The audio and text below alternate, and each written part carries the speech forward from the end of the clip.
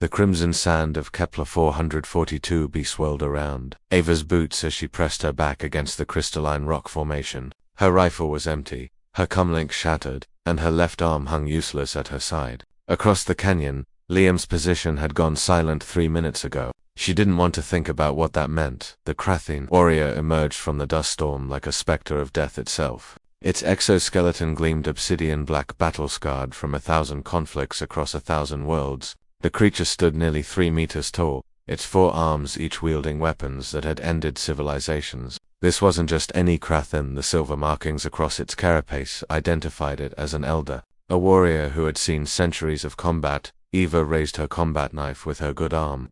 Knowing how futile the gesture was, the elder could cross the distance between them in seconds and tear her apart before she could blink. But the Krathian didn't charge. Instead, it lowered its weapons and regarded her with those ancient, multifaceted eyes that seemed to hold galaxies within them.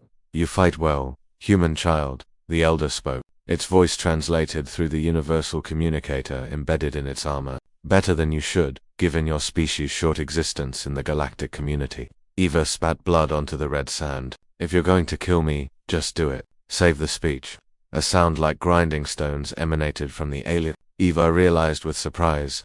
"Before you die, I'll tell you who humans really are," the elder said, settling its massive frame onto a boulder as if they were old friends sharing stories. "You deserve to know why the Krathian Dominion fears you." "Fears us?" Eva laughed bitterly. "You've won every major engagement. You're pushing us back to Earth. Some fear, wins and losses, are temporary. Human fear is about the future." The elder's primary arms crossed over its chest. 200 years ago, your species discovered faster than light travel. 200 years. Do you understand how absurd that is? The Krathian took 12,000 years to reach that milestone. The Valorians took 8,000. Even the brilliant Archons needed 6,000 years. Ava's grip on her knife loosened slightly. This wasn't the conversation she'd expected before dying.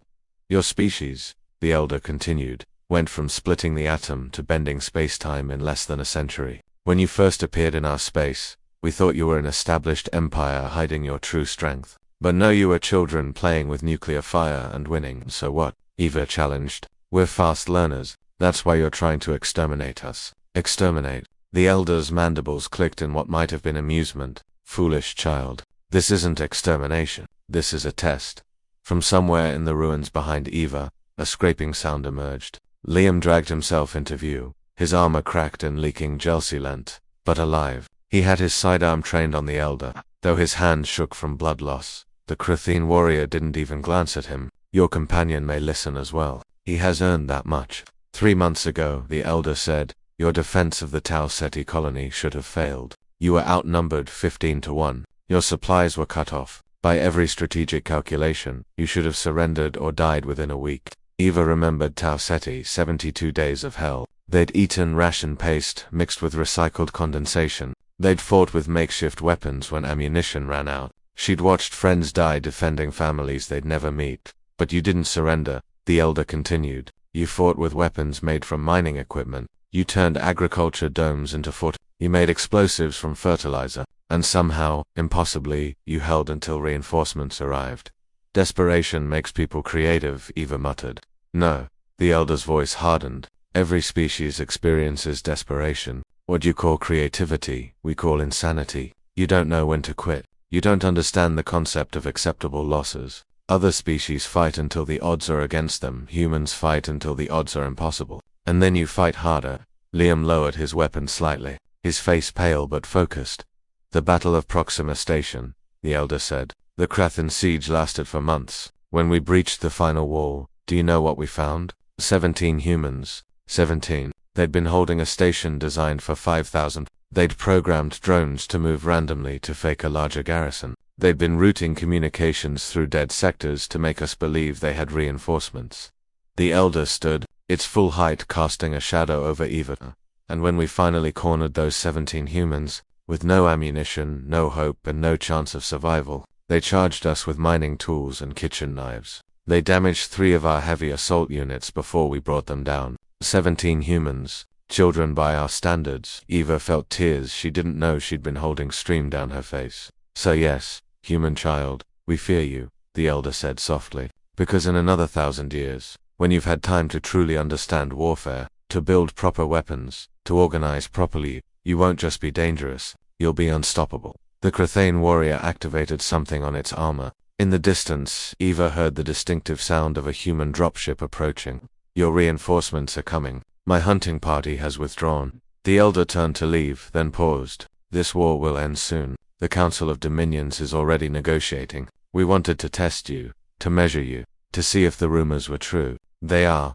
Humans don't quit. Humans don't surrender. Humans adapt and overcome things that would destroy any other species. Why tell me this? Eva asked, her voice hoarse. The elder's eyes seemed to soften, an expression Eva wouldn't have thought possible on such an alien face.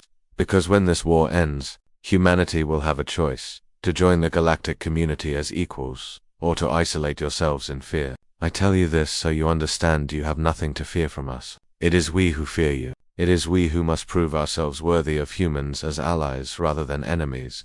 The dropship crested the canyon ridge, its searchlights cutting through the dust.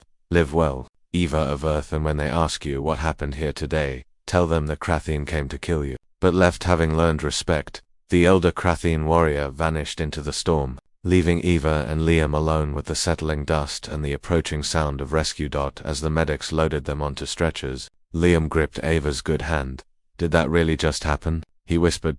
Eva watched the alien ship lift from the planet's surface, a dark silhouette against the binary sunset. Yes, she said. I think it did, and I think everything's about to change. In the infinite expanse above them, the stars seemed to shine a little brighter, as if welcoming humanity to its rightful place among them, not as conquerors or subjects, but as the species too stubborn to know when they were beaten, and too resilient to ever truly fall. The species that would always find a way.